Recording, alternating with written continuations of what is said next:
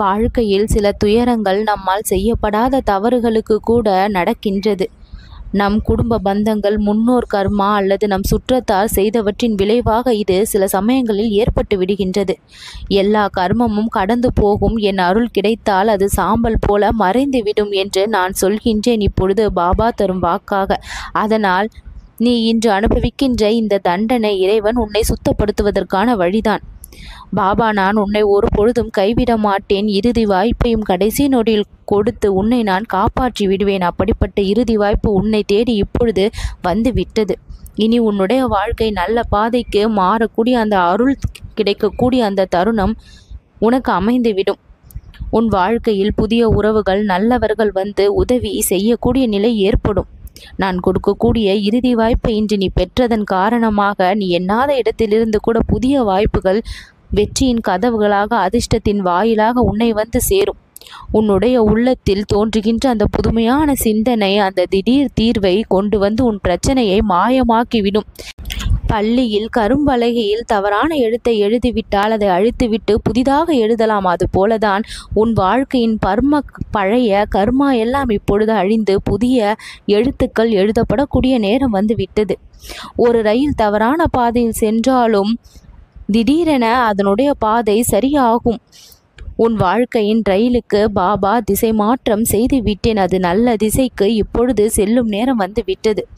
கனமழை பெய்த பிறகு வானத்தில் அழகான வானவில் தோன்றுகின்றது. நீ சந்தித்த கஷ்டம் மழைக்கு பிறகு இன்று உன் வாழ்க்கை அழகான வானவில்லாக மலரப்போகிறது. நேற்று உன்னை தடுத்து நிறுத்திய அந்த சிக்கல் இன்றைய தினத்தில் முன்னேறக்கூடிய வாய்ப்பாக மாறி உனக்கு இப்பொழுது கிடைத்திருக்கின்றது. வேலை இழந்ததால் மனம் உடைந்தவன் அடுத்த வேலை வாய்ப்பில் பெரிய நிலையை அடைகின்றான் அல்லவா? அதுபோலதான் சூழ்நிலையின் திருப்பம் இறுதி வாய்ப்பாக இன்றைய தினம் உனக்கு கிடைத்து உன் வாழ்க்கையில் மிகப்பெரிய திருப்பத்தையும் அது ஏற்படுத்தும். ஒரு சில சமயங்களில் நோயோ சோதனையோ தோல்வியோ வாழ்க்கையை மாற்றிவிட்டு அது அறிவிப்பு மணியாகவும் எச்சரிக்கையை கொடுக்கக்கூடிய விஷயமாகவும் மாறி நம்மை சுத்தப்படுத்தி புதிய பாதைக்கு தானே ஓட்டி செல்கின்றது. சோதனைகளின் மூலமும் அந்த இறுதி வாய்ப்பு கிடைக்கப்பெறும். அந்த சோதனைகளை எல்லாம் இப்பொழுது நீ கடந்து வந்து விட்டாய் என்ற உண்மை இப்பொழுது நான் சொல்கின்றேன். இது என்னுடைய ஆசீர்வாதங்கள், உன் பிரார்த்தனைக்கு கிடைத்த பரிசு. நீண்ட நாட்களாக நீ செய்து வந்த அந்த பிரார்த்தனை, பிறர் கொடுத்த ஆசீர்வாதம் இப்பொழுது திடீரென நிஜமாக போகின்றது.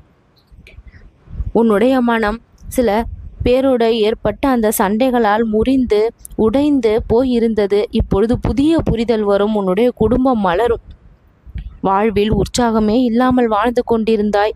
எதற்காக வாழ்கின்றோம் என்பது போல உன்னுடைய வாழ்நாட்கள் மெல்ல மெல்ல நகர்ந்து கொண்டிருந்தது. ஆனால் பழைய சுமைகள் எல்லாமே அகன்று உன்னுடைய மனம் சுமைகளற்று லேசாகி உன் வாழ்க்கையின் மீது ஒரு ஈடுபாடு வந்து உற்சாகத்தோடு உன் வாழ்நாட்களை நீ இனி புதிதான பாதையில் வாழ தொடங்கி விடுவாய்.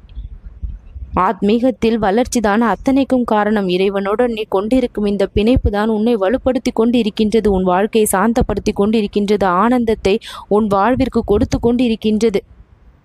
ஒருவர் கிணறு தோண்டும் போது 99 அடி வரை தோண்டினாலும் தண்ணீர் வராமல் போகலாம். ஆனால் 100வது அடியில் இறுதி வாய்ப்பாக அங்கே தண்ணீர் பொங்கி வரும். அப்படிப்பட்ட வாய்ப்பை தான் இன்று நீ பெற்றிருக்கின்றாய். நல்லது நடக்கும்.